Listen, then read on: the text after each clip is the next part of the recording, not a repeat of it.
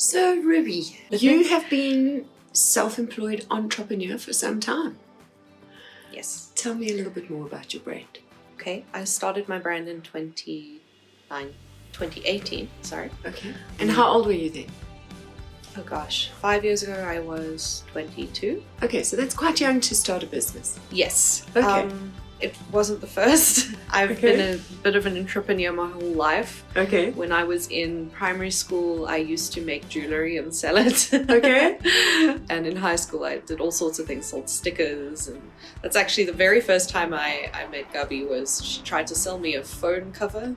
Okay. So she's also the same with the entrepreneurialism. But my brand, Love Yourself, started in 2018 when I was 22 years old. It started off as a skincare brand focusing on, I have very major skin allergies to like a lot of your typical creams and bath bombs and that kind of thing. Something always happens. So I wanted to find something that would be good that's hypoallergenic but also eco-friendly and cruelty-free. Okay. And it started off as skincare.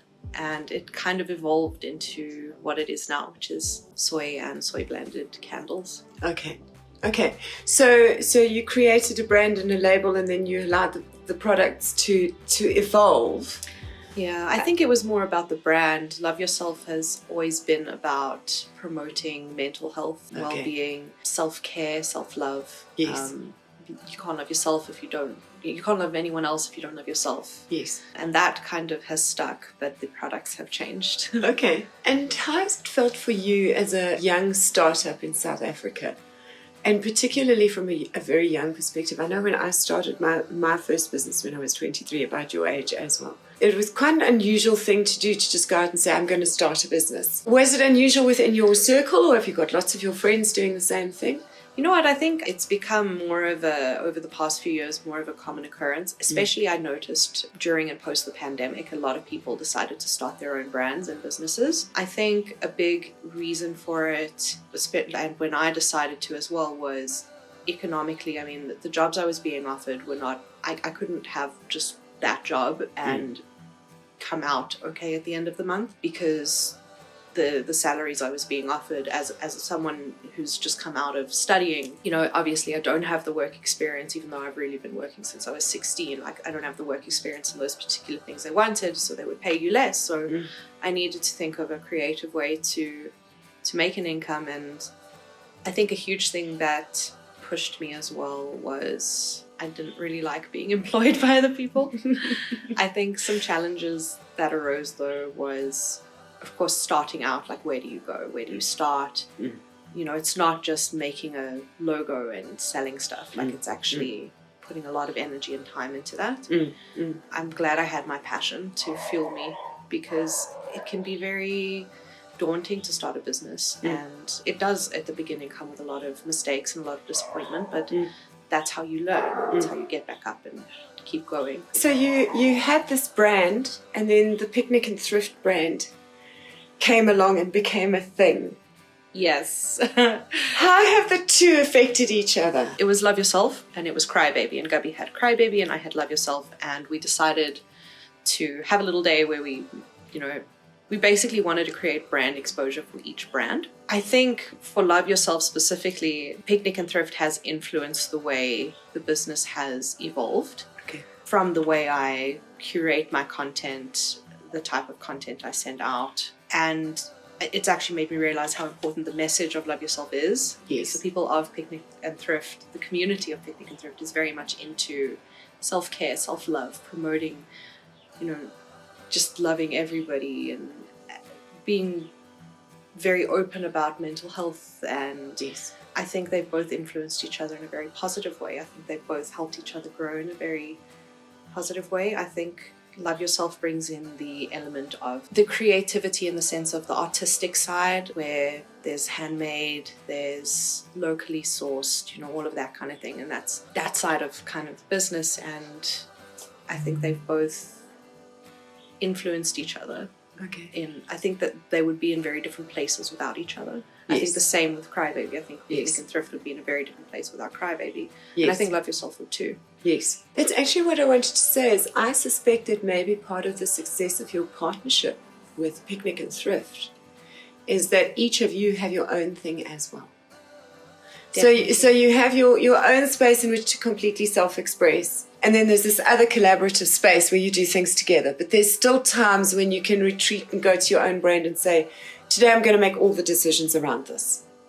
Yeah, definitely. I agree. I think if we didn't have the experience that we both individually had, Picnic and Thrift wouldn't be what it is. Yes. I think our experiences have helped make it what it is. What would you say to South Africans, like young South Africans in your age group out there who are thinking of starting businesses and are afraid to start?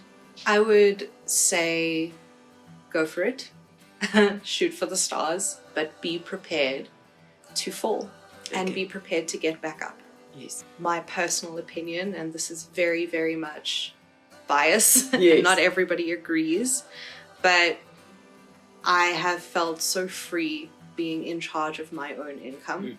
And I think it's just the way forward for a lot of South Africans. I think relying solely on a job, on a company to pay your bills every month, that company, you're not the decision maker in that company. Anything could change. And with having your own business, you do have that freedom of, you have the security of knowing that your business, you know what's going to happen to your business for the next few days, for the next few years. You know that your job is okay, because you're doing it. No one's going to fire you. No one's going to fire you. And of course, on the flip side, it's a lot more work. Of course, you have to be dedicated and get up, and you kind of, it's fine if you get to work at 8:05, instead of 8, but you've still got to do your work.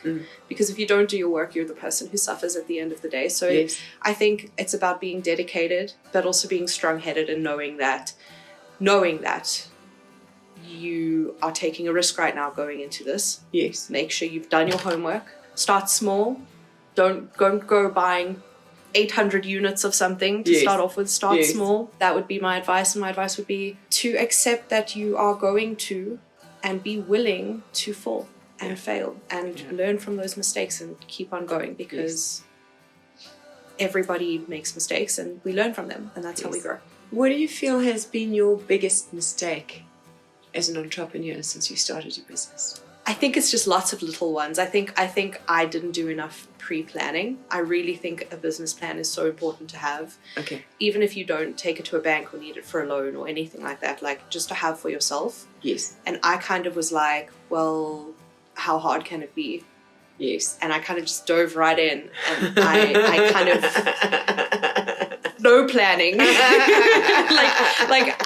The Virgo in me was very upset, but no planning, no. I just was like, I'm going to do this. And I think in hindsight, I should have planned a bit better. You don't think maybe that planning would have put you off, made you fearful?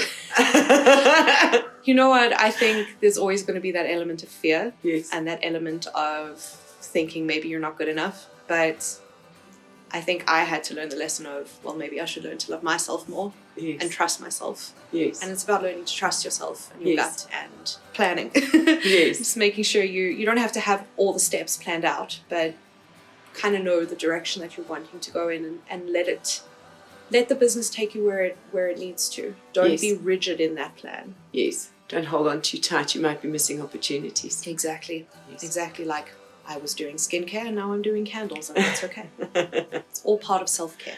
Yes. So you're quite young to have pivoted already. I know that when I started my first business, I ran it in a certain way for quite a long time before I pivoted it for the first time. But it sounds like you pivoted quite early within your lived experience. What do you think prompted that? I think the prompt was solely my demographic. My demographic is similar to the Picnic and Thrift demographic, and that demographic does not really care about where their soap's coming from, because most of the time, I mean, their mom's probably buying their soap for them. Yes. Yes. Young people don't really. You get the few who do, of course, but most people who are younger don't really have skincare concerns yet. Yes. And my whole it's all idea, still so wrinkle free. Look in the mirror sometimes, I'm like, what's that? I think I was preaching to the wrong choir. Okay. You know, Okay. I really think I was. I think it's still so important, and I still want to educate people on the importance of skincare, because I really do believe it's so important to take care of your skin when you're young. But I also just discovered this love for making candles, and I found it very therapeutic for myself. Yes. I found that I was getting a lot of aromatherapy out of that. So you get to self-treat every time you make stock. Yep. Yep, I do. I get to choose my little fragrances, and I'll be like, you know, am I feeling anxious? Let me use some lavender today. Yes, you know? yes. And it's a lot of fun. And I just think the joy that people also get from candles is very underappreciated. I know you know what, it's such a trend at the moment. Every shop you go into, they're selling candles. Yes. But there's a reason for that. It really is because most of it's scented candles. Yes. It's not load shedding. Okay, so I mean, look, load shedding's a nice reason to buy some candles. Don't get me wrong. Don't get me wrong. And it's nice to like actually have a bath with some light. Yes. So, you know, but it's actually very therapeutic to have a candle lit while doing your pre-bedtime routine, or even while you're cooking dinner, or whatever it is you're doing. You know, it's like incense. It's just it's creating a nice atmosphere around yourself. In a way, it's like it helps you to create your own safe space. Yes. And for me, it's been very much a mental health care practice. Yes. To my little ritual to like have my candles lit, because it's something firstly that I can control, and as someone who suffers from anxiety, that's a big thing. You need to be able to be in control of certain things, and that just helps me feel in control for a moment. And also it just brings a little bit of light, literally, into my life, and some color and some therapeutic properties.